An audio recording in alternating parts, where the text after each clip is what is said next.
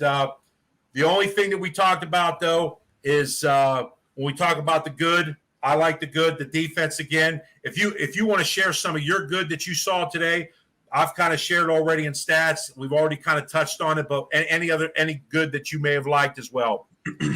Yeah, I mean, I would say I kind of touched on it, but I'll reiterate and I'll kind of give sort of a summary of how I feel about the game in general. But I would say the good, obviously the defense you touched on, Bob, beautiful.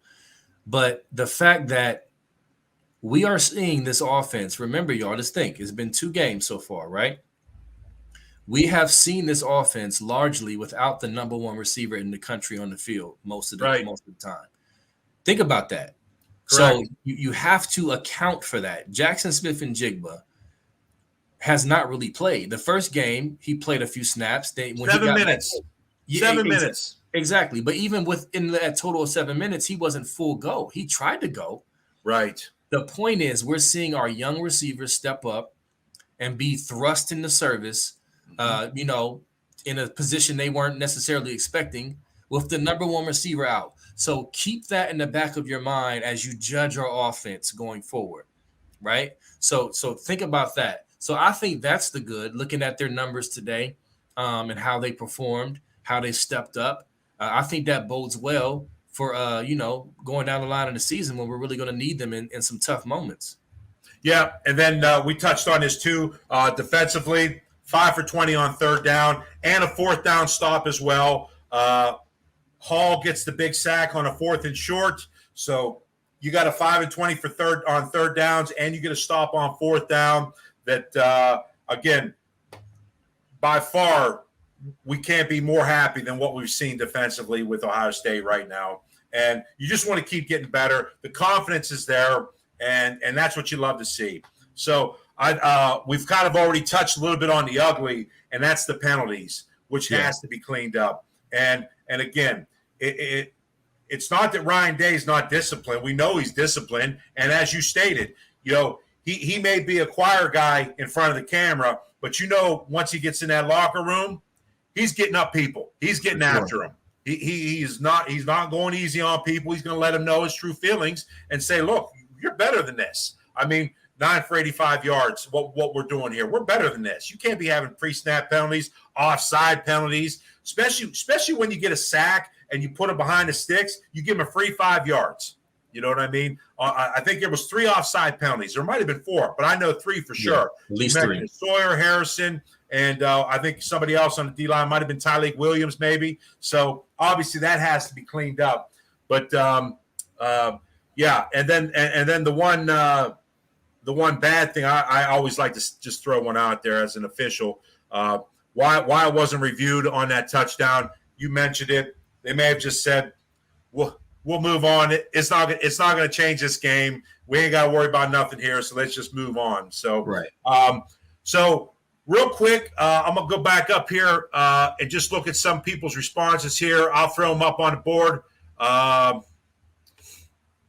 Let's, again, Jeremy here. I'm quite sure Marvin Harris Sr. is quite proud today. We need Jackson for the game for sure. Fleming would also be nice against Wisconsin. And Jeremiah, yeah, I agree. And that's something that B has already mentioned, that we're playing right now without probably the best wide receiver in the country in JSN. And so it does nothing but bode well down the road when Marvin Harrison and Emeka Egbuka are now the primary guys. They're just building more experience. So anything you want to add at all to that, B, you can go right ahead.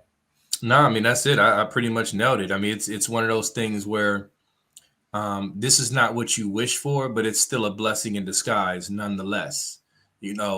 So if you're going to be thrust into a difficult situation, make the most out of it. And I think we're doing that with Marvin Harrison and Egbuka. Here, I got one for you here, B. I'm going to throw this up and let you read it and see how you respond to that. I think our O will be fine when JSN and Fleming get back. The long drives given up by the D was concerning a bit today. Seen some old habits show up today. A good O might have taken advantage of that. So I mean, I'm not really mad at that comment. I understand the thinking. I understand the concern. Listen, we all have a little bit of PTSD from last year's defense. Let's be honest, Yeah, good point. right? I mean, Yes. so I'm not gonna just hammer you for that. Like how dare you? But at the same time, I think the way I balance things out in my brain when I have something that concerns me, I look at the other evidence, the other facts to be able to kind of balance that out. Well, okay, look what we did on third down. We were awful last year. Look how we bowed up and stopped them from scoring touchdowns instead of and gave them field goals. We would have gave up a touchdown last year. So we have a lot to work with, even with that concern of those few long drives. And like I said, and like we both said, they're going to watch film. They're going to see. They're going to identify. This is still a new scheme, okay? A new scheme that they're still getting acclimated to. So I think even with what we've seen today, we still have many more on the plus side to kind of balance out or at least compensate for the negative things we saw today. I'll just put it that way. So yeah, and also I think they mentioned on the broadcast today, Noles' defense is only about in the mid 70% range right. where he's at right now with what he wants to do with things. So I think one of the best things is McAllister coming over from Oklahoma State, the defensive back, the safety. He's probably been a coach on the field for them guys because he knows it. And so they're all not just learning from the coach, but they also got an on-field coach with McAllister who's able to help them guys on that back end with what Coach Knowles is trying to do. So.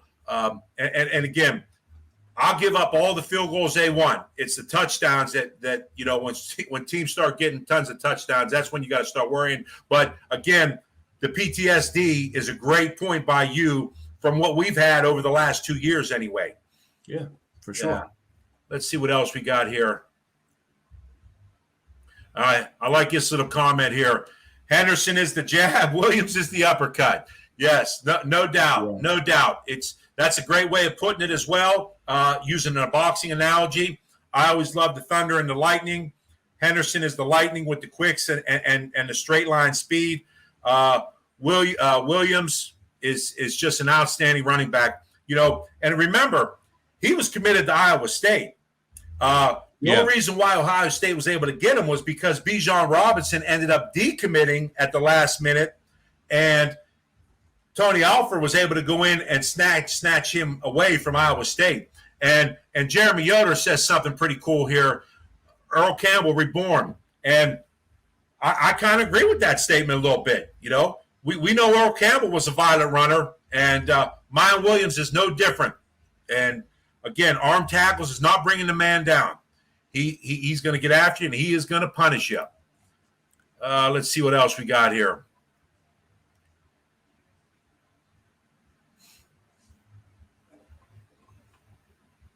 Yep, great day to be a Buckeye. Beat Notre Dame, the Red Wolves. Buckeyes' best games of the season are ahead of them. Watch them explode as the season goes on. Go ahead, B. You can comment on that if you like. Yeah, that's a great perspective. I mean, another reason why I try to step back with my analysis and not be a prisoner of the moment is because, I've been watching Buckeye football all my life. Long time. I've seen a lot of football.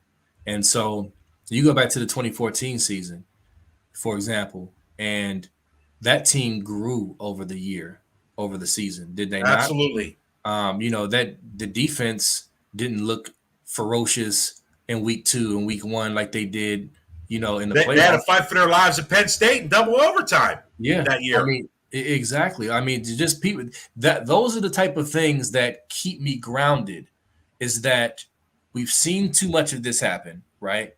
There's no reason to overreact at this point.